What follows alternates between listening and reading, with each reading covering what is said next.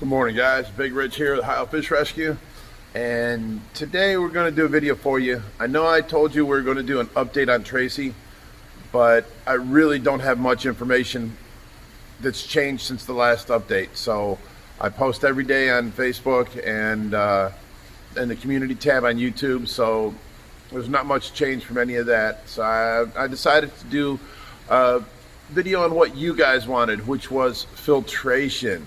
How we keep this big pool so clean and how we keep all the rest of our tanks clean. Stick around and I'll show you how.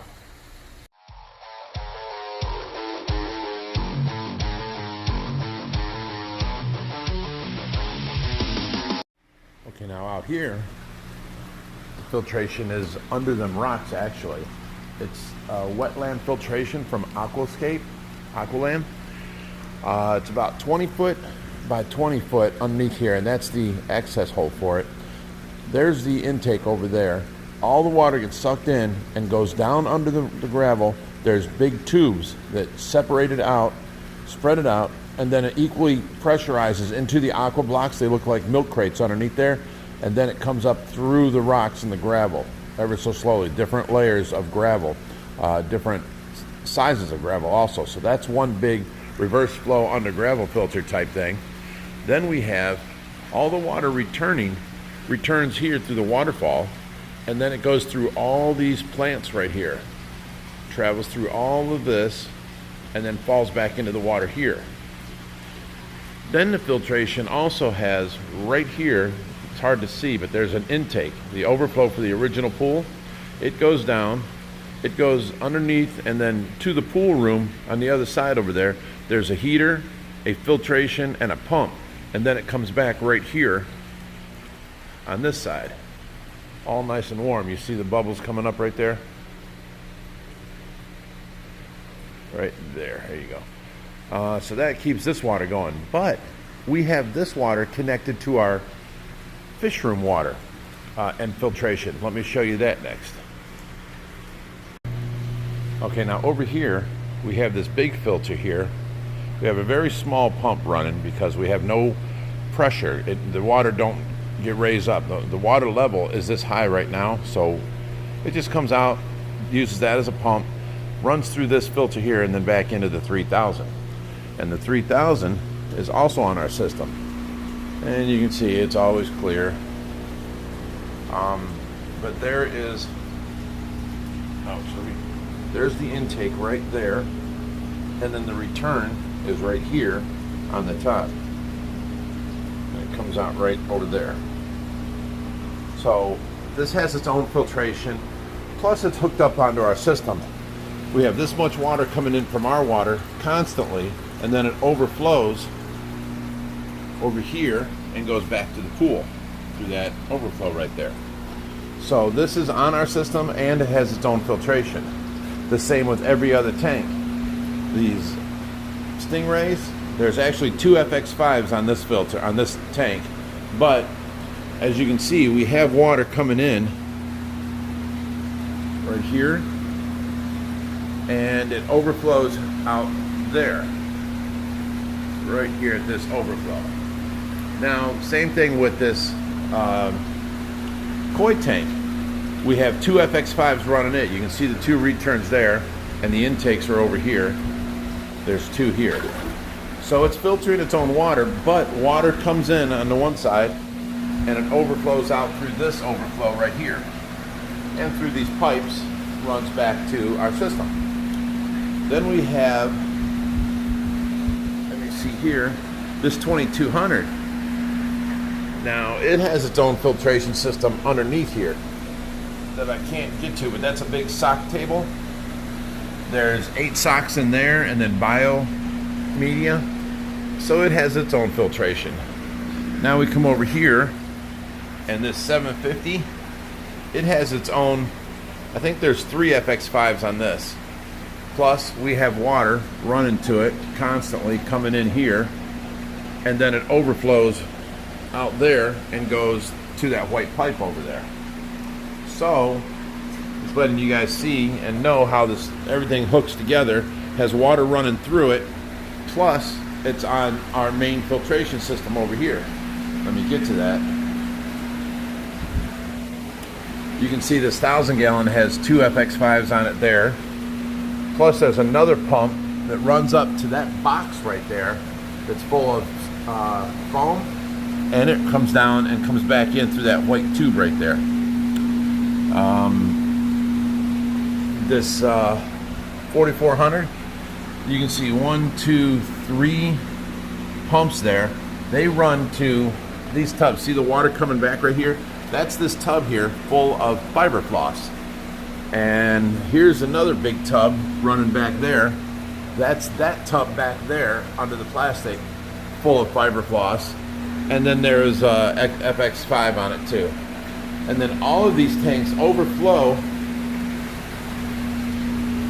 from right here. That's the overflow from the 4400 and the 1000. And they go through, ooh, see this water's getting high?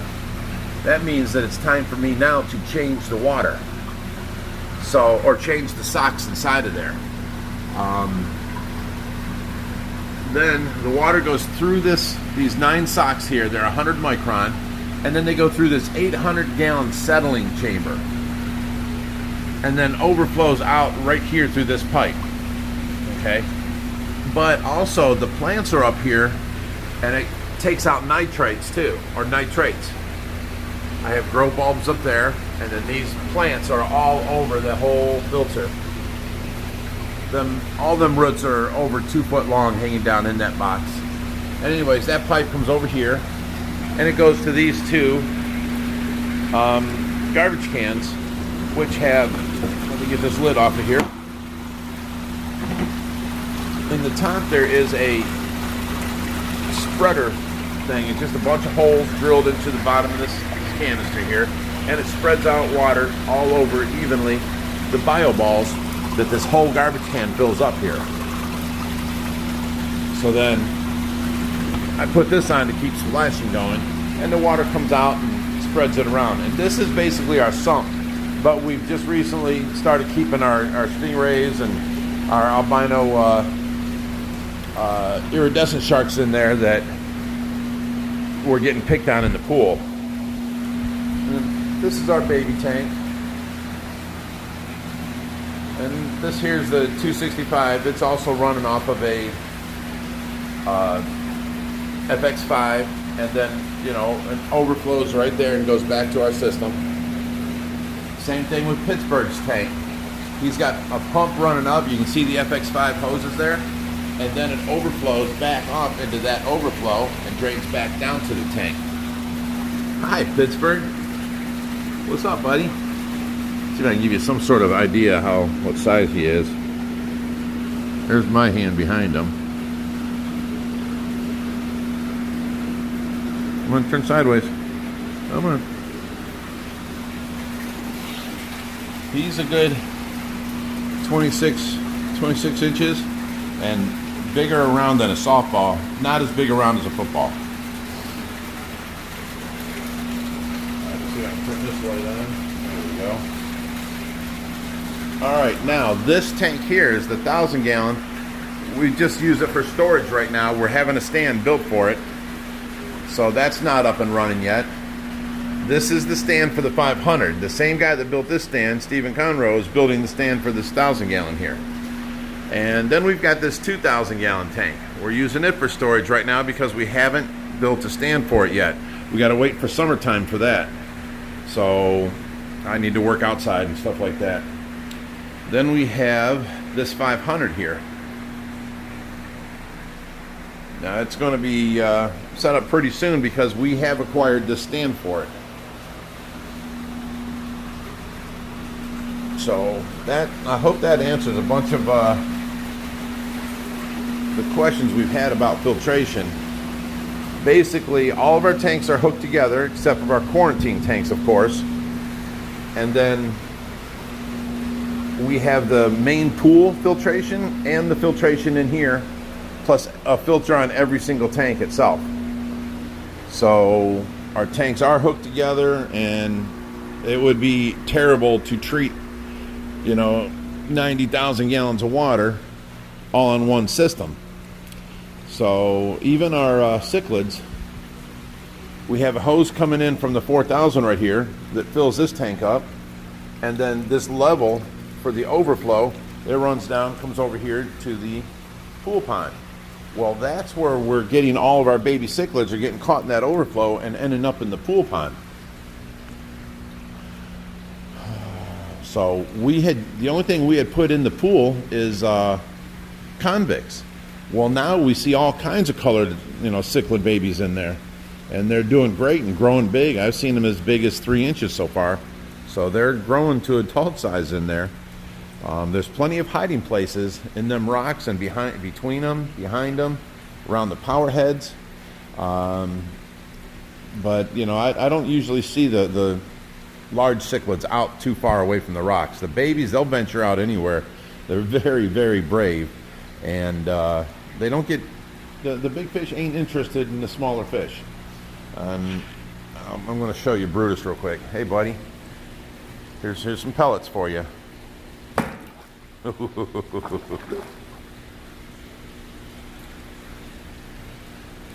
People ask how the babies eat. Well, there's all kinds. I throw in pellets every time I walk by, so Brutus sees me. He always comes to me to get fed, and I throw in when I feed them. The tilapia and the shrimp. Of course, he gets a lot of food there, but snacking on pellets. There's all kinds of debris in there the babies can eat off of. And the same thing with this tank over here. Even though it's got water passing through it, we have an overflow filter. I have this pump is returning from this tank over here, and then this is an FX5 on this tank, and then there's an FX5 on that tank itself. And same thing with these guys back here. They have an FX5 on each tank, plus they're hooked up to the pond getting water sorted through. But it's kind of colder out here. We don't heat this room. We heat this water to 83 degrees, so it stays around 80. And with the exhaust fan sucking air out constantly to get the moisture out of this room,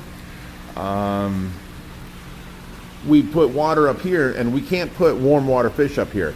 These tanks stay around, depending on how cold it is, 65 to 75. So we're just doing koi and fancy goldfish over there and stuff like that. In the summertime, the tanks will stay warmer, but because they're surrounded by cold air, like right now I'm walking out here, it's probably 50 degrees. Because they're surrounded by cold air, they stay colder. I don't have a lot of water pumping up to them and pumping through fast. It's a slow rate. Water about the size of a pencil being dripped in and then overflowing back. But these guys enjoy the nice, warm 80 degree water, and which you'd think that's really warm, but when you walk into it, it feels it's almost room temperature air to where you walk in and go, but it's a little bit nippy just at first. And then once you're in for a minute, you're not cold at all. Yeah, they're all expecting food. Look at Brutus's back. You want some more, buddy? I keep a big bucket of pellets here. Ouch. For this purpose, for every time I walk by. Here you go. Let's go over this way a little bit. There we go.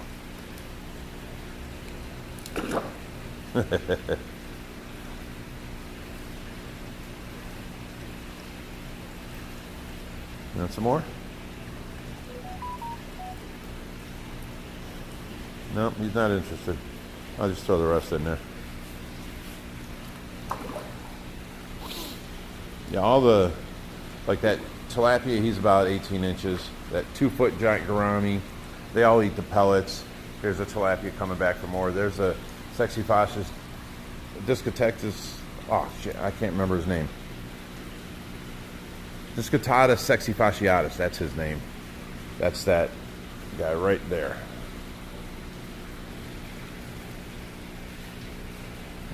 They all come up and eat the pellets. Same thing with that Thailand carp right there.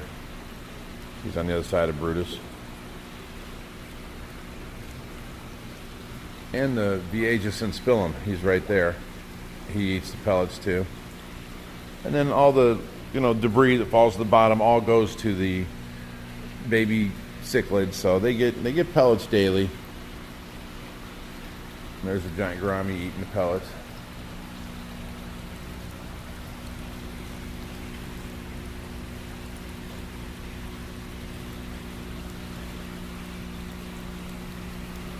Okay, now you see I've got two dark iridescent sharks, and then the light blue one, that came from Pat in, what was it, New Hampshire? Her albino is in the pool inside where the stingrays are, because I put the albino in here. The albino's the same size. I mean, he's 3 foot, he's a big boy. But I put him in here, and for some reason, these albino platinum gars were fin nipping it. I came out here and he was just nonstop trying to swim away from him. So I felt bad and I grabbed him out of here, and he's completely healed back up, but he's in the pool inside now. I can't really, I don't want to risk putting them back in here again. I don't know why they're letting the regular iridescents be and they're messing with the albino, unless it's a color thing. I don't understand it. Oh, and there's everybody's favorite Big Bill. You can always tell him he's got his face is not as long as a regular red tail. It's kind of rounded, and he's a little more yellowish looking. See, there's the dark red tails. This is Big Bill, or Big Wilhelmina, because we found out she's a female, and then all the rest of the red tails we have are males. Okay, guys, so I hope I touched base on pretty much everything you guys wanted to know. Any other questions, anything like that, leave it down below, and I'll try and get that in our next video. As always, like, comment, and share that video. It helps us out a lot. Make sure you hit that notification bell, and as always, stay fishy, my friends.